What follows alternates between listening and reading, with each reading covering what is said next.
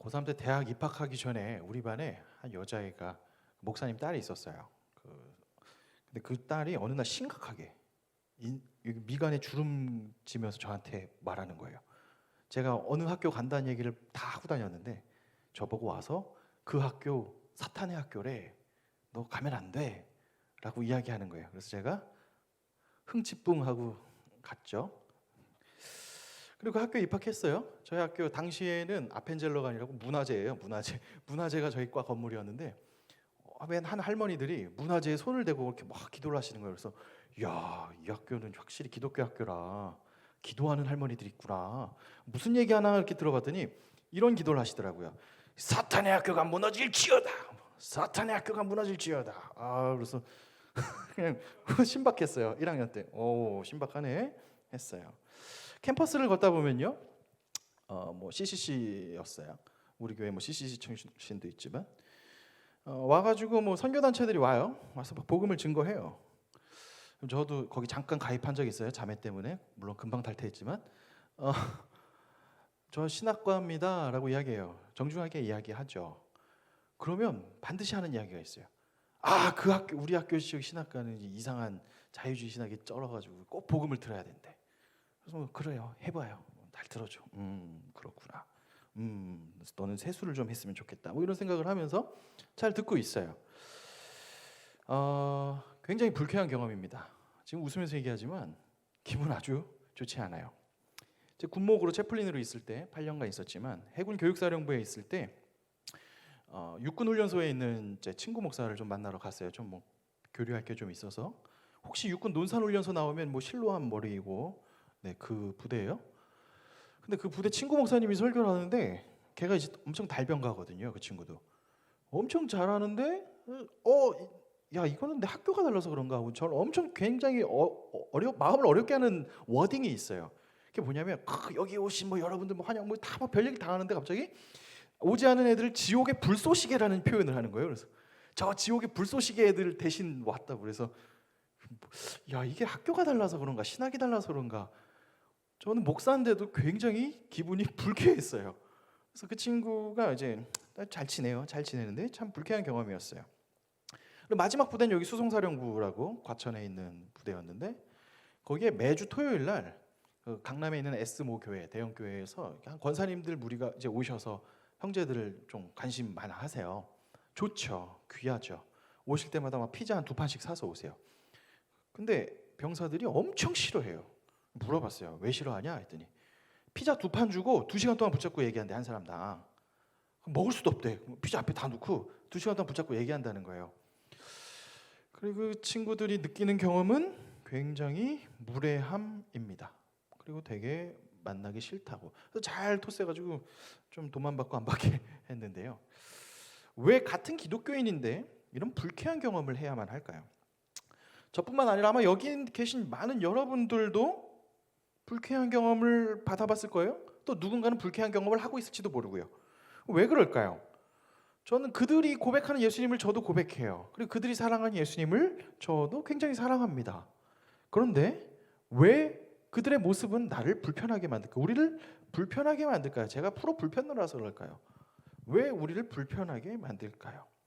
10년 전에 나온 책이 있어요. 무례한 기독교라는 책이 있습니다. 내용의 골자는 뭐냐면요, 미국의 젊은 세대가 교회를 떠나는 이유가 굉장히 무례한 기독교인들의 모습 때문에 학을 띄고 떠난다는 거예요. 생각해보면 저도 어렸을 때, 저도 학교 다닐 때 제가 무례한 기독교인이었고요. 막 정죄하고 또 신앙이 성장해 가면서 무례한 기독교인들 때문에 고개를 절레절레 흔든 일들도 많았어요. 질문해 볼 수 있어요? 예수님을 믿고 복음을 알게 되었는데 사람이 어떻게 무례해지지? 이렇게 무례해질까? 라고 생각할 수 있습니다. 왜 복음은 그럼 진짜 사람을 무례하게 만드는 걸까요? 라는 질문을 오늘 한번 해보려고 해요. 오늘 본문은요, 뭐 계속 이어져요. 요한복음 10장은요, 전체적인 이야기가 선한 목자이신 예수님이에요. 예수님은 선한 목자야 라는 이야기가 핵심 골자예요. 오늘 그 뒷부분의 이야기인데요, 어떤 이야기가 나오냐면 뒷부분엔 두 종류의 사람이 나와요. 첫 번째 종류의 사람은요, 예수님을 믿지 않고 싫어하던 예루살렘의 사람들이 나와요. 예수님을 믿지 않는 예루살렘 사람들은요, 이제 성전에 있을 때 예수님한테 막 따져요. 당신이 메시아면 좀 메시아라고 좀 얘기해라고 막 다그칩니다. 그때 예수님이 말하죠. 내가 실컷 보여줬다. 보여주고 말하고 다 보여줬는데 너희가 믿지 않는다라고 이야기하죠. 이 예루살렘 사람들은요, 지금 옆에서 예수님이 맹인의 눈을 뜨는 걸 봤고요, 뭐 선한 목자 뭐 등등등 수많은 설교를 듣고 변화된 걸 다 봤어요. 다 봤는데도 뭐 똑바로 얘기하라고. 그러니까 안 믿는 사람들이 등장합니다. 예수님께서 핵심 구절이 사실은 있는데, 나와 하나님이 하나다라는 얘기를 들으니까 그들은 이제 드디어 짱돌을 들어요. 짱돌을 들어서 저 예수를 쳐야겠다, 죽여야겠다라는 생각까지 가게 됐어요. 이게 한 부류의 사람이 나와요. 또 한 부류의 사람은요, 하반부에 잠깐 나와요. 40절 정도에. 요단강 건너편에 있는 사람들이에요. 요단강 건너편이 어디냐면 예루살렘에서 광야를 지나서 그 요단강 건너편에, 그러니까 한마디로 완전 촌구석이에요. 그 촌구석에 있는 사람들이 나옵니다. 아까 예루살렘은요 메인 도시예요. 오늘 서울과 같은 곳이겠고요. 근데 이 촌구석에 있는 사람들이 어떤 특징이 있었냐면, 성경은요 예수님이 행하신 이적을 보지도 못했어요. 예수님이 막 맹인 눈 뜬 거 다 예루살렘에서 했거든요. 막 베데스다 연못에서 기적 일으킨 거 다 예루살렘이거든요. 몰라, 듣지도 못했어, 보지도 못했어.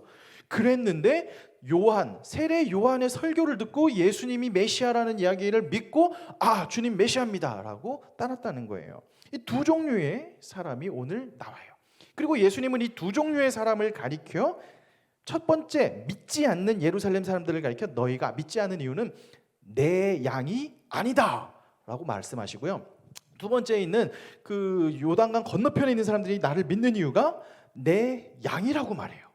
그래서 사실 선한 목자는 그 내 양에 대한 이야기를 또 하고 계신 거예요. 이게 오늘 이제 본문의 골자인데요. 그러니까 예수님은 이런 말을 해요. 나를 믿는 자는 내 양이고 그들은 내 음성을 알고, 그래서 예수님을 믿고 따른다는 거예요. 예수님을 믿지 않는 자는 양이 아니고 믿는 자는 양이다라는 거. 그리고 예수님은 더 이야기를 해요. 믿는 자에게 놀라운 복이 있어 라고 말해요. 내 양은 이런 복이 있어 라고 말해요. 양들에게 무슨 복이 있냐면 영생을 줘요. 그리고 멸망하지 않게 하고요. 그리고 다른 누가 내 손에서 뺏어가지 못하게 한대요. 한마디로 말해서 하나님의 자녀가 되는 놀라운 특권이에요. 엄청난 특권을 주신다고 내 양한테 이야기를 해요. 하나님이 선택했고요, 하나님의 양이라는 거예요. 내 거라는 거예요. 그래서 주님의 양이 된 사람들은 그 특권을 잃어버리지 않는다는 거죠. 자, 여기까지 이야기해보면 우리를 향하신 하나님의 놀라운 선택과 그로 인한 특권, 그래서 이 특별한 선택으로 인한 자부심, 그로 인해서 체험할 수 있는 하나님의 사랑을 볼 수 있어요. 그런데 바로 이 지점이 사람을 무례하게 만드는 지점이 시작돼요. 이 지점이 조금 헷가닥하면 사람이 무례하게 나오는 지점이 됩니다. 여러분, 사람이 행복을 느끼는 방법이 뭔지 아십니까? 얼마 전에 연세대학교 그 심리학 교수님이 하나 얘기했던 게 행복한 사람이랑 맛있는 걸 먹을 때라고 이야기해요. 저는 거기 동감해요. 또 한 학자가 얘기해요. 사람이 행복을 가장 쉽게 느낄 때가 뭐냐? 자기가 되게 괜찮은 사람이라는 자부심에 착각 속에 빠져 살면 행복하대요. 생각해보니까 자아도취적으로 사는 사람은 행복해. 그 거품이 사라지기 전까지 약간 환상 속에 사는 거잖아요. 자아도취가 심해지면요, 그 나만이 있는 특별함에 대해서 막 더 유독 호들갑을 떨어요. 그래서 그것이 없는 결핍한 사람들한테 막 함부로 하는 사람들이 있어요. 예를 들어서 이게 제 예전에 제가 창피한 얘기예요. 그냥 제 얘기할게요. 제가 옛날에 여자친구랑, 지금 와이프예요. 지금 말하는 여자친구는 제 와이프예요. 제 와이프랑 결혼을 하려고 오토바이를 팔았어요. 진짜 그게 이제 저희 장인어른의 마음을 사로잡았는데, 팔고 마티즈를 샀어요. 깡통, 제일 싼 거, 진짜 똥차. 근데 사고 얼마나 좋아. 근데 사람이 웃긴 게 뭔지 알아요? 그 마티즈를 사고 나니까 지나가던 차들의 연식이 보여요. 그래도 내가 쟤보다는 신형이지. 미친 거지. 뭐 비교 가장 자동차 레벨업에서 그 돈 아낀다고 창원까지 가서 끌고 왔는데 찌질이 공상인데 그게 뭐 비교할 대상이에요? 근데 사람은요, 생각해보면 끊임없이 비교해요. 여러분, 세뱃돈 받을 때 저는 어렸을 때 기억나는 게, 세뱃돈 받고 오면 애들한테 랭킹이 있어요. 애들이 이번 달 얼마 받았대. 이번에 저희가 친척이 많아서 그때 막 어렸을 때 막 15만 원 벌었어요. 그러면 막 랭킹인데 누군가는 뭐 주변에 큰 아버지가 큰 사람이야. 그래서 10만 원 줬대. 막 이런 부러워해, 샘내. 이어령 선생님이 최근에 재밌는 얘기를 하나 그래서 제가 본 게 있는데, 어렸을 때 자기랑 형이 별사탕을 엄마한테 받는데요. 엄마는 별사탕을 이렇게 한 줌씩 주는데 자기랑 형은 늘 별사탕을 샌대. 형은 33개, 나는 31개. 그럼 엄마는 나를 32개만큼 형보다 안 사랑하는 것 같아. 그러면서 끊임없이 비교하고 어쩌다 엄마가 나한테 별사탕을 3개 더 주면 엄마가 날 더 사랑한다 라는 재미난 이야기를 해요. 저희 아들도 마찬가지예요. 지난번에 저희 아들이 큰아들이 저한테 한번 혼난 적이 있는데 옆에 둘째는 계속 있더니 아빠 삐삐는 안 사랑해? 안 사랑해? 뭐 하면서 계속 깐죽거려요. 삐삐는 안 그러는데 끊임없이 그냥 비교해요. 사람들은. 왜? 교만이죠. 비교해서 내가 더 커 보이는 게 교만함이에요. 근데 이 자칫 잘못하면요, 하나님께 선택받았다라는 이 메시지가 우리를 교만하게 만들 수 있어요. 하나님이 나를 내 구원이 보장되어 있고요, 우리가 하나님의 자녀인 게 취소되지 않기 때문에 이건 사실이에요. 근데 여기서 잘못 나가다면 믿지 않는 사람은 저 지옥의 불쏘시개들, 하나님을 모르는 저 우매한 놈들, 굉장히 무례한 이야기거든요. 한마디로 하면 싸가지 없는 발언이에요. 저도 그거에 이제 교회에 학을 띄었는데, 특히 언제 더 위험하냐? 말하는 사람이 사회적 위치가 더 높을 때, 자원이 더 많았을 때, 재력이 더 많았을 때예요. 과거 유럽의 선교는 이런 식이에요. 찍어 누르는 선교죠. 더 많은 문명, 더 가지고 있는 재력, 권력, 파워, 이걸 가지고 마치 호혜를 베푸는 식, 야 얘따 먹어라 라는 식의 선교를 진행하기도 합니다. 우리나라도 과거에 선교 아주 못된 식으로 진행할 때가 이제 가면 돈 뿌리는 선교죠. 가면 저 먹어 내가 주지, 아유 잘 밥 주워 먹어 이러면서 야 예수 믿으면 이런 거 먹어 막 사람을 거지로 만드는 거예요. 그런 선교는 아주 지양해야 되는 선교죠. 왜 그런 선교가 위험하냐면요, 주는 사람들을 우월감에 빠지게 해요. 그리고 교만하게 해요. 지가 뭐 있는 것처럼. 왜 이야기를 지금 하냐면요, 이번 주에 여러분 수련회 가요. 보령회 가죠. 사실 뭐 우리가 사는 게 뭐 별거 아닐 수 있지만, 여러분 그거 인식하지 못했겠지만 서울 산다는 거는 대한민국에서 하나의 특권이에요. 수많은 인프라를 누리고 있고요, 서울 산다는 것 자체가 하나의 특권입니다. 물론 나는 찌질하게 사는데요, 그건 상관없어요. 그냥 여기 산다는 거, 뭐 우리가 강남도 아닌데요, 그럼에도 불구하고 서울에서 내려갔다는 사실이 특권이에요. 기득권이에요. 이럴 때 만약에 우리가 보령에 가서 선교하고 뭐 어떤 봉사를 하는데 막 우월감이 들어갈 수 있어요. 이 집은 LED 전등도 없어, 내가 그런 생각이 있어요. 하지 마세요. 그냥 하지 마세요. 그건 경계해야 해요. 그런 생각을 호혜하는 게 아니에요. 내가 많이 가진 내가 베푼다라는 호혜가 아니에요. 이게 교만함이에요. 자, 이게 첫 번째 문제인데, 사실 이 하나님의 선택의 더 큰 문제가 뭐냐면요, 요즘 시대에 이제 드러나는데, 복음을 듣지 못한 사람, 그 사람들이 이제는 나보다 더 괜찮은 사람이 더 많아요. 나보다 더 재력이 높고요, 사회적 위치가 높고요, 무엇보다 더 우월하고 인격도 훌륭하고 도덕적으로도 괜찮은 사람들이 이제 더 많다는 거예요. 아마 여러분 지인들 중에서 교회 안 다니는 사람 중에 괜찮은 사람 되게 많을걸요? 교회 다니는 사람 딱 생각하면 눈살 찌푸는 사람들 은근히 있을 수 있어요. 근데 물론 아닌 사람도 있겠지만, 주변에 누구인데도 딱 보면 뭐 예를 들어 불자이신 뭐 유재석 씨 같은 경우 보면 여러분 내가 뭐 이렇게 함부로 할 수 있는 깜이 아니잖아요. 주변에 그런 사람들이, 인격이 훌륭한 사람들이 많다는 거예요. 그럼 그런 사람이랑 또 나를 비교해보면 내가 찌질해져요. 난 말하면 안 될 것 같은데. 최근에도 저도 제가 은근히 그런 비교의식이 늘 강해요. 아들 어린이집 갔다 오면 어린이집 친구 중에 한 명 아버지가 포르쉐를 타요.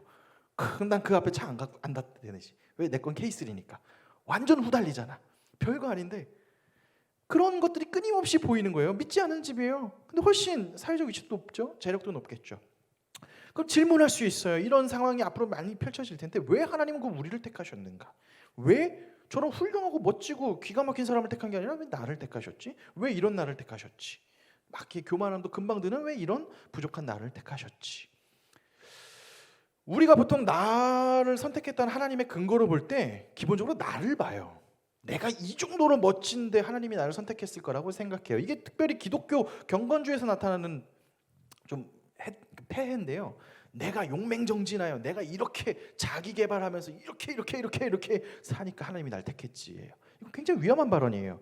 요즘에 시중에 나오는 기독교 관련 서적 중에 이런 류의 책들이 굉장히 많아요. 뭐 장사 잘 돼요. 근데 저는 그런 거를 좀 그렇게 좋아하지 않아요. 그래서 사회적 정점까지 올라갈 수 있는 용맹정진할 수 있는 사람은 세상에 그렇게 많지 않거든요. 그럼 다 성공했게. 그리고 뭐 그렇게 성공이 맞나? 360도로 퍼져가면 모두가 1등인데 걔네는 한 명만 1등 되잖아요. 이 기독교 방식이랑 또 맞지도 않아요. 어쨌든 하나님이 우리가 볼 때, 내가 선택하는 걸 볼 때 보통 나를 주목해요. 그러니까 성경에서도 하나님이 양의 탁월성과 독특성을 가지고 택한 거라고 생각하는데 사실 그렇지 않아요. 그 양이 우월하거나 탁월해서 선택하지 않아요. 성경은 분명히 이야기해요. 성경은 하나님이 그 양을 택한 이유는요, 자기 마음이에요. 여장수 마음이에요. 하나님 마음이에요. 성경 이런 표현이 나와요. 그 뱃속에 있었던 야곱과 에서가 이제 엄마 뱃속에 있었는데 그 중에 하나님이 야곱을 택하셨다. 에서를 택하지 않고. 왜? 왜는 없어요. 하나님 마음이에요. 알 수 없어요. 하나님의 택하심은요, 되게 놀라운 신비예요. 알 수 없어요. 이걸 해석하려고 하면 알 수 없어요. 결국 자기로 귀결되는데 내가 그렇게 대단한 사람이 아니거든요. 나보다 더 뛰어난 사람 많거든요. 하나님은 결코 우리 때문에 나를 택한 게 아니라 하나님 자신의 약속, 자신의 선택하심 때문에 저와 여러분들을 택했어요. 이게 굉장히 중요한 이야기가 뭐냐면 예루살렘에서 예수님을 믿지 않은 사람들은 당시의 사회적 계층이 높은 사람들이에요. 예루살렘에서 예배를 드리고 예루살렘에 거주한다는 것, 그 사회에서 핵심 계층의 사람들입니다. 특히 바리새인들은 존경받는 오늘날의 전문직 이상의 사람들이에요. 그 사람들은 도덕적 흠결도 별로 없어요. 다 존경받아요. 그리고 어쩌면 예수님을 믿는다고 말하는 요단강 건너편에 있는 사람들은 약간 떨어지는 사람들이에요. 사회적 위치도 떨어지고요. 밖에 살고요. 도성에 들어올 깜이 안 되는 사람들이 밖에서 살았어요. 사회적 위치는 예수님을 믿지 않는 사람들이 더 높아요. 그런데 왜 예수님은 그들이 양이 아니라 저들에게 양이냐? 저들이 가난해서 양이냐? 아니에요. 알 수 없어요. 하나님이 택하셨다는 거예요. 그러니 하나님이 나를 택했다는 게 믿지 않는 사람의 과 비교할 때 우월할 수 있는 근거가 되지 않아요. 하나님이 나를 택한 건 감사한데 그렇다 그래서 만약 예언자매가 뭐 지금 남자친구가 교회 다니니까 근데 뭐 예를 들어 예언자매 남자친구가 교회를 안 다녀. 그럼 속으로 예언자매가 이제 나는 하나님이 택했으니까 우월한데 너는 하나님이 택하지 않으니까 너는 지옥의 불쏘시개가 될 거야. 그럼 연애를 못 하겠지. 그건 정신병자예요. 그럼 이상한 사람. 그런 사람을 교제하지 마세요. 여러분이 그런 생각, 그건 참 무례한 그리스도인의 모습이죠. 우월감의 근거가 될 수 없어요. 그럼 하나님이 우월하지도 않은 우리를, 객관적으로도 딱히 우월해 보이지 않는 우리를 자신의 뜻대로 택했다면 우리가 질문해 볼 건 한 가지예요. 왜 불렀어요? 택하신 이유는 알 수 없다면, 왜 택했는지를 모른다면 그럼 불러서 뭐 하려고 택하신 거예요? 이거는 성경에 나와요. 그들을 불쏘시개라고 말하면서 스스로 위안을 주려고 나의 사회적 위치는 바닥이지만 하나님이 날 택했으니까 나는 정신승리로 이 세상을 살아가야지 해서 택했을까요? 아니란 말이에요. 하나님께서 이 세상을 택하신 이유, 우리를 부르신 이유가 성경에 분명히 나와요. 요한복음 3장 16절에 이런 말씀이 나와요. 하나님이 세상을 이처럼 사랑하사 독생자를 주셨으니 이는 그를 믿는 자마다 멸망하지 않고 영생을 얻게 하려 하심이라. 하나님이 세상을 사랑해서 예수님을 보내셨어요. 요한복음 12장 47절은 말이에요. 내가 온 것은 세상을 심판하려 함이 아니요 세상을 구원하려 함이라.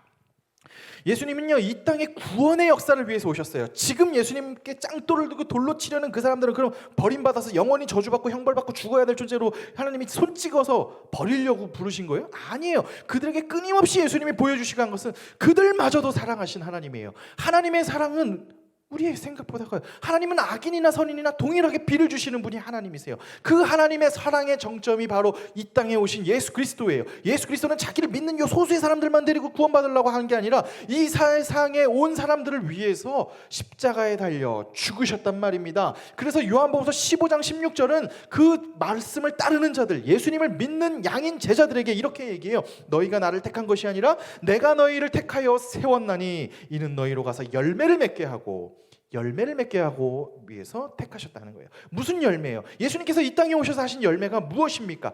바로 하나님을 알지 못하는 사람들에게, 내 인생의 주인이 나라고 생각하는 사람들에게, 끝없는 열등감과 우월감 속에서 허덕이는 그 사람들에게 너 인생의 주인은 그게 아니야. 하나님이야. 우리의 형상대로 지으신, 우리는 하나님의 형상대로 지음받았어. 너는 세상에서 규정하는 그 정도 레벨의 사람이 아니야. 그걸로 너를 규범화하지 마. 하나님이 너를 만드셨어 하면서 하신 분이 바로 하나님이라는 거예요. 그 놀라운 하나님의 사랑을 증거하라는 거예요. 그래서 성경은 우리한테 얘기해요. 너희는 그리스도의 향기고 너희는 그리스도의 편지라고 말하죠. 복음을 증거하는 통로예요. 하나님에게 아름다운 덕, 나를 살려주신, 나 같은 존재를 살려주신 하나님의 아름다운 덕을 선포하라고 부르신 거고요. 땅끝까지 복음을 증거하라고 부르셨고 내 양을 먹이라고 주님이 부르셨습니다. 그러니 택함 받은 우리는요 교만할 수 없어요. 뭐가 우월해서 받은 게 아니에요. 하나님이 그저 선물로 받았어요. 그럼 우리는 그냥 불렀냐? 막 스스로 정신승리하라고 불렀냐? 아니에요. 그런 우리를 통해서, 회복된 우리를 통해서 그리스도의 향기를 전하는 통로로 삼기 위해 우리를 부르셨다는 거예요. 선명한 목적을 가지고 하나님이 부르셨다는 거예요. 그러니 우리는 결코 교만해질 수 없습니다. 자, 그렇다면 어떻게 예수님의 향기를 전할 수 있을까요? 어떻게 무례하지 않게 교만한 마음이 아니게 복음을 증거할 수 있을까요? 사실 저는 약간 어렸을 때부터 약간 노이로제가 있어요. 그 대학 다닐 때, 어렸을 때는 아니고 대학 다닐 때 그 무례하게 확 들어오는 사람들에 대한 급분노가 확 올라가요. 그래서 막 그런데 이제 악의 악으로 대하지 않으려고 하는 훈련을 많이 하고 있는데요.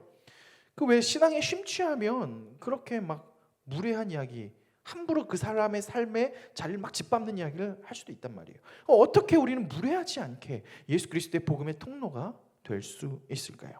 첫 번째 키워드는요, 은혜입니다. 우리는 하나님의 은혜로 불러졌어요. 내가 잘해서 택함 받은 게 아니에요. 여러분들 중에 몇 번 말하지만 여기서도 보면 사회적 주의나 이미 앞으로도 얘는 잘 크겠다. 이미 괜찮은 사람들 30대 정도면 이제 어느 정도 기반이 잡혔고요. 앞으로 얘는 이제 그냥 대성하겠다는 친구들도 이미 있어요.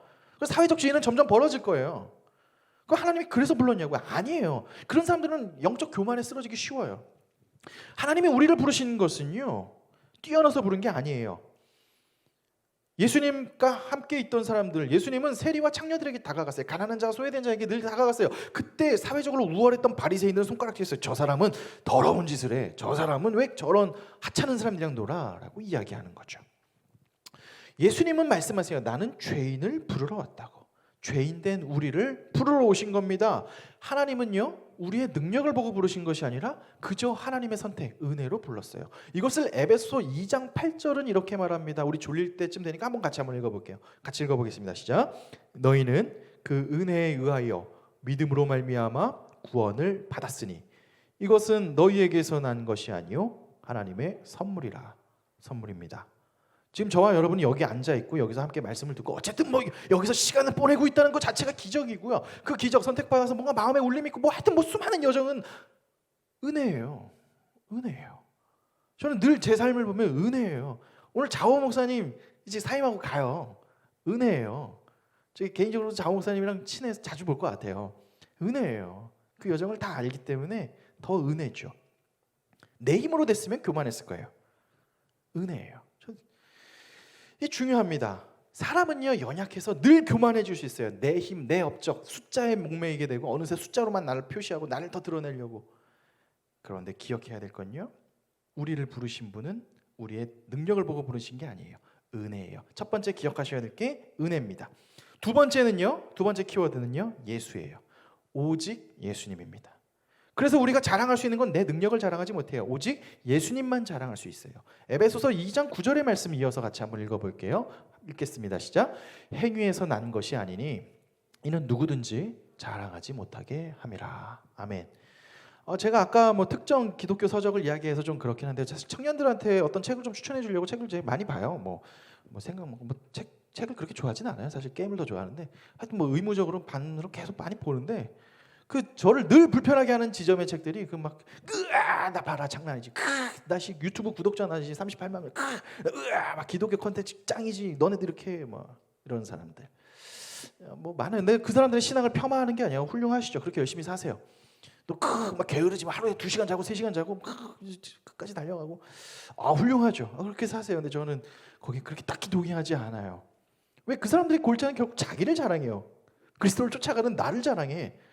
용맹정진하는 나를 자랑해요. 그건 스토아 철학이에요. 기독교 이야기가 아니에요, 사실은.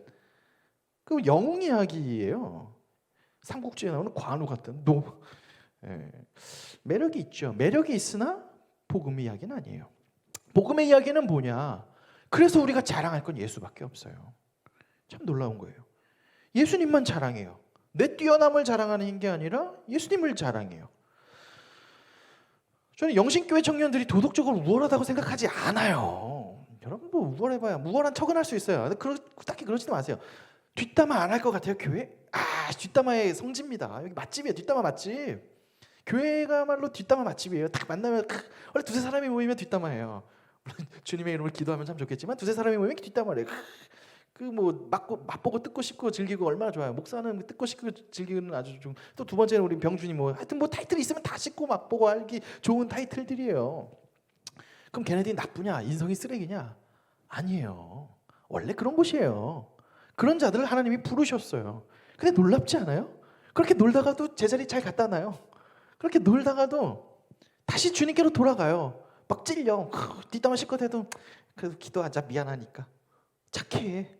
난 이게 그리스도가 만들어주신 우리의 조금씩 변화되는 성화의 모습인 것 같아요. 막 용맹정진하여 우리가 앞으로도 뒷담화 같은 거 하지 맙시다. 뒷담화하는 내 입술에 저주가 있을지언정 하고 막 다연자매 막 채찍으로 자기를 때려. 변태예요, 변태. 그러지 마세요. 그럼 변태같이 살지 마시고 또 뒷담화 하겠지. 그냥 두세요. 뒷담화를 하겠지만 좀 안 하려고 몸부림은 칠 수 있겠지만 또 하겠죠. 그러나 그 가운데 점점 성화되는 그 모습, 그냥 그 여정이에요. 나 같은 사람을 구원해 주신 하나님을 자랑할 수 있어요. 저도 끊임없이 나를 자랑하고 싶은데 나를 잘 보면 자랑할 게 없어요. 그러니까 그냥 진짜 나 같은 자를 구원해 주신 하나님의 은혜죠. 하나님의 은혜예요.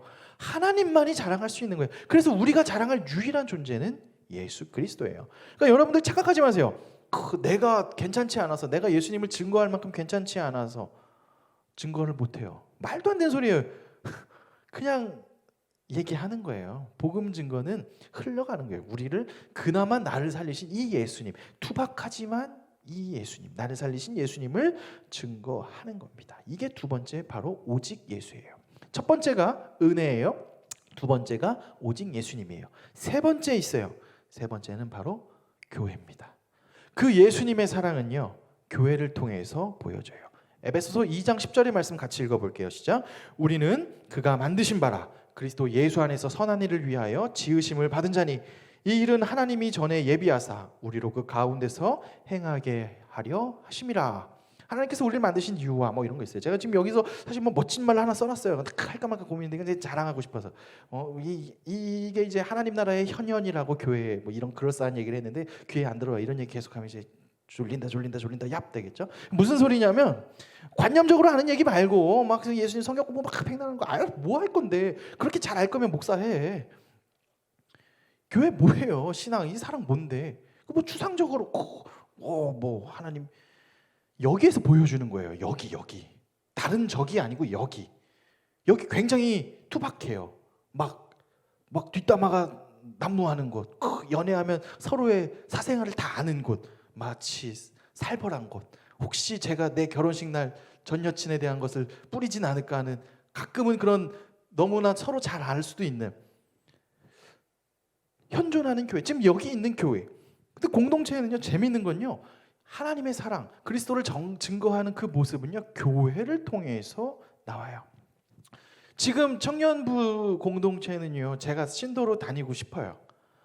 제가 청년으로 다니고 싶어요. 제가 사실 김장호 목사님이 오늘 이제 사임하고 이제 가시는데 오래 전부터 알고 있었어요. 그래서 쭉 수련회 기간인데 발표가 하여튼 그때 나가지고 수련회 기간인데 준비를 할 수가 없어요. 오늘도 나 계속 낮에 장례식 갔다 왔어요. 여러분이랑 왜 하나도 못해요. 주중에 그럼 뭐 청년부를 위해서 미안한데 설교 준비하는 게 간신이에요. 뭐 잡무가 되게 하여튼 막 안 할 수 없어요. 뭐 많아요. 근데 깜짝 놀라는 건요. 확실히 내가 빠져주니까 더 잘하는구나. 막 기가 막혀요. 애들 뭐 준비 다 잘해요. 그냥 제가 하는 거는 너무 잘하려고 하지 마라. 너무 좋게 잘하려고 그래. 무슨 요 정도지. 그냥 너무 좋아요. 왜? 현존하는 교회 공동체가 자라져가요. 서로를 살펴요. 새로운 사람들이 교회 오는데 정착을 잘해요. 뭐 기가 막혀서 앞에 있는 제가 미리 얘기하지만 저는 올 하반기에 보직을 옮겨요. 이제 전체 뭐 제가 대단해서 왔어요. 아니에요. 그냥 여기 있어요. 근데 신기한 거 와가지고 서로 막 얘기해요. 친한 척해요. 여러분 난생 처음 보는 사람한테 말 거는 게 쉬워요? 안 쉬워요. 우리 다현자매 고기 절레절레 하잖아. 들어올 때 막 다현이가 웃으면서 오세요 하는데 속으로는 막 얼마나 쪽팔려. 안 친한데. 안 친하거든. 나도 안 친하면 말 걸기 싫은데 그냥 해요. 왜? 뭐 알아서 하더라고. 그게 예수님이 우리를 변화시키고 만들어 가시는 거예요. 저는 이 교회 공동체를 통해서 하나님의 사랑이 마지막으로 드러날 거라는 확신이 있어요. 은혜, 첫 번째가 하나님의 은혜고요. 두 번째가 오직 예수님이라면 세 번째는 교회를 통해서 나타나요. 특히 그것이 이 수련회를 통해서 보여질 것 같습니다. 수련회에 엄청난 기대하지 마세요. 무슨 막 수련회 했다고 인생이 변화되고 전 그걸 그렇게 신뢰하지 않아요. 한 번에 인생 변화되지 않아요. 아마 여러분 젊은 청년회 때 좋은 경험 하나 될 거예요. 다시 오지 않을 여러분의 나이, 지금 뭐 28살이시면 28살의 인생에 한 번, 그만한 가치는 확실히 있다고 생각해요. 다시 오지 않을 비혼일 때, 결혼하지 아니었을 때, 뭐가 하여튼 뭐가 좀 이렇게 덜 얽매였을 때 하는 경험. 가면요 불편해요. 진짜 이런 데서 수련회를 해? 할 수 있어요. 나도 왜 그런 데서 했을까 하고 사실 미안하기도 해요. 요즘 시대, 요즘에 목사님들 모여서 하는 수련회도 그런 데서 안 해요. 안 가, 등록 안 해. 최소한 인간답게 살게 해줘야지. 가면 와 90년대인가? 느낄 수도 있어요. 불편해요. 진짜 모기가 올지 하여튼 뭐 모기 팔찌 막 차고 오세요. 알아서 막 모기 패치 나 잘 모르겠어요. 막 병주 형제랑 고민할 때 숙소 어떻게 하지? 막 밖에 텐트 쳐야 되나? 무슨 거의 뭐 1박 2일 벌칙 느낌까지는 아니어도 하여튼 열악해요. 모든 게 열악해요. 근데 거기서 막 기가 막히니까 가라?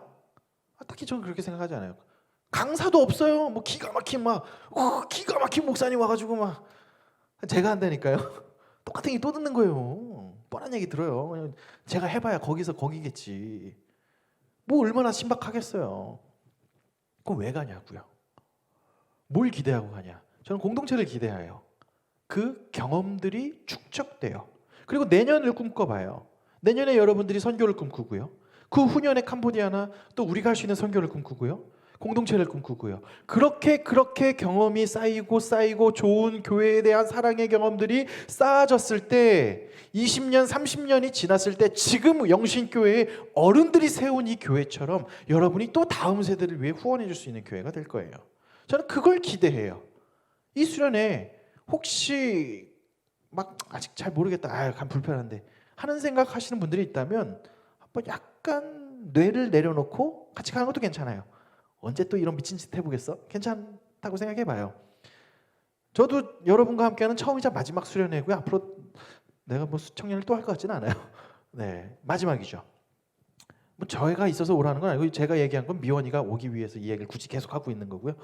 자, 여러분들이 함께 가서 그곳에서 함께 먹고 마시고 섬기면서 교회를 조금 더 봐서 하나님이 우리를 부르신 그 사랑, 은혜, 그것을 경험하고 그래서 하나님이 우리를 부르신 복음의 통로가 되는 역할을 각자의 삶의 자리에서 또 때가 되었을 때 감당할 수 있는 우리 되길 소망합니다. 그런 너무 부담 갖지 마시고요. 기쁜 마음으로 같이 갑시다. 막 각 잡고 막 가면 뭐 아니에요. 제가 그렇게 부지런한 사람이 아니라 엄청 게을러요. 밤새 그냥 노는 거지 뭐. 키워드는 노는 거예요. 같이 노는 거. 혼자 놀면 재미없으니까 같이 노는 거예요. 온라인에서 맨날 놀았으니까 이번에 한번 오프라인에서 한번 놀아보자 이거예요. 혹시 수련회를 처음 가는 사람들은요, 기독교 특유의 술 안 먹고도 미친 듯이 노는 그걸 경험해 볼 수 있어요. 이게 기독교만의 매력이에요. 성령의 술에 취해서 함께 신나게 노는. 이게 세상에서 말 같지도 않은 짓일 거예요. 근데 저는 이거를 학교 처음 들어갔을 때 밤새 MT 때 노는 진짜 무슨 사이다에 약을 탔나 싶었어요, 애들이. 재밌어요. 그 재밌는 경험들, 함께하는 경험들이 교회를 경험하고 택하신 분의 기쁨을 나눌 수 있는 구체화가 되는 걸 겁니다. 자, 말씀을 맺겠습니다. 자, 내가 잘나서 택한 게 아니에요. 그러니까 우리는 교만해질 수 없어요. 여러분이 복음 증거할 때 교만하게 함부로 무례하게 막 얘기하시면 안 됩니다. 기억하십시오. 내가 잘해서 택한 게 아니라 우리는 하나님의 은혜로 말미암아 택함 받았고요. 그래서 우리는 오직 예수님만이 자랑할 수 있고요. 그리고 그 예수님에 대한 사랑은 이 교회를 통해 배워가고 성장해 갑니다. 그러니 같이 사랑하는 예수님을 수련회와 또 함께 이 공동체를 통해 누리는 저와 여러분 되시길 축원합니다. 우리 같이 찬양하고 기도하겠습니다. 나의 안에 거하라 같이 찬양하겠습니다.